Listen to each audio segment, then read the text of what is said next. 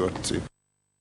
არჩევნებამდე 2 დღით ადრე პრეზიდენტობის კანდიდატმა გიორგი ჩიხლაძემ საკუთარი კანდიდატურა გიორგი მარგველაშვილის სასარგებლოდ მოხსნა.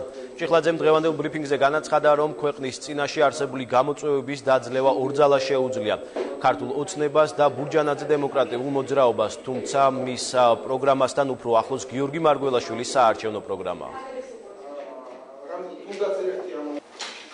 იმ ამოცანების შესრულება და ცხოვრებაში დანერგვა, რომელიც გვესახება გარდაუვალ პრობლემად, საუკეთესოდ შეუძლიათ შეასრულონ მარათონში მონაწილე მხოლოდ 2 გუნდს. დემოკრატიულ მოძრაობას ერთიანი საქართველო და კოალიცია ქართულ ოცნებას.